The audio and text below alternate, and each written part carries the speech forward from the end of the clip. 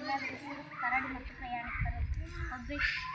ಒಂದು ಒಬ್ಬಾಕಿ ಹುಡುಗಿರ್ತಾಳೆ, ಆಕೆಗೇನೋ ಒಬ್ಬಾಕಿ ಗೆಳತಿರ್ತಾಳಂತ. ಅವರೆಲ್ಲ ಕಾಡಿನ ವಿಷಾಲಯ ಎಷ್ಟು ಚೆನ್ನಾಗಿರ್ತೈತಿ ಹೋಗಂದ್ರಿ ಇರ್ತಾಳಂತ. ಇಬ್ಬರು ಮಾತಾಡ್ಕೊಂಡು ಹೋಗ್ತಿದ್ರಂತ. ಶೂ ಧರಿಸಿ ಚೀಲಾನು ಎಲ್ಲ ಪ್ಯಾಕ್ ಮಾಡ್ಕೊಂಡು ಹೋಗ್ತಿದ್ರಂತ. ಆಮೇಲೆ ಕಡೆಗೆ ಹೋಗೋ ಮುಂದೆ ಇಬ್ಬರು ಜೊತೆಯಾಗಿರೋಣ ಏನಾಗಲ್ಲ ಅಂತ ಹೇಳ್ತಿದ್ರಂತ. ಆಮೇಲೆ ಕಡೆಗೆ ಅವರು ಒಬ್ಬಾಕಿಗೇನೋ ಕಾಡಂದ್ರೆ ತುಂಬ ಭಯ ಅಂತ.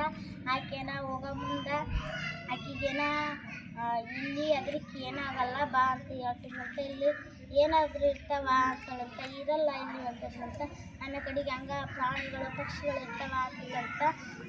ಏನೂ ಇರಲ್ಲ ಇಲ್ಲಿ ಅಂತಿದ್ದಂತ. ಆಮೇಲೆ ಕಡೆಗೆ ಈ ಅಕ್ಕಿಗಳು ಅವ್ರ ಮುಂದೆ ಹಾರ್ಕೊಂತ ಹೋಗ್ತಿದ್ರಂತ.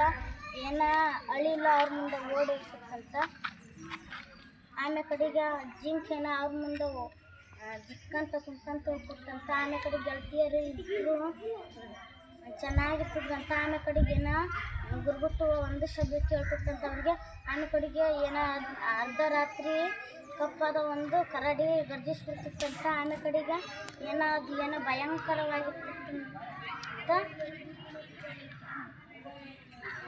ಆಮೇಲೆ ಕಡೆಗೆ ಒಬ್ಬಾಕಿನ ಮರ ಏರ್ತದಂತ. ಇನ್ನೊಬ್ಬಾಕಿ ಆಕೆ ಕಾಲು ಕೈ ನಡ್ಗಕತ್ತಿರ್ತದಂತ. ಆಕೆನ ಮುಂದೆ ಕೈ ಚಾಚ್ತಿದ್ದಂತ. ಆಕೆ ಹಿಡ್ಕೊಂಡಂಗೆ ಇಲ್ಲಂತ ಸುಮ್ಮನೆ ಹತ್ಬಿಡ್ತದಂತ.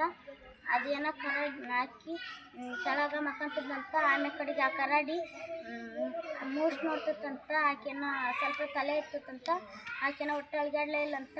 ಆಮೇಲೆ ಕಡೆಗೆ ಅದು ಕರಡಿ ನೀರಿನಾಗ ಮೀನು ಹಿಡ್ಕೊಳಕಂತ ಹೋಗ್ತಂತ. ಆಮೇಲೆ ಕಡೆಗೆ ಆಕೆ ಮರ ಇಳಿದು ಬಂದು ಕರಡಿ ನಿನ್ನ ಕಿವಿಯಾಗ ಏನೋ ಹೇಳಿತಲ್ಲ ಅಂತ ಕೇಳ್ತಿತ್ತಂತ.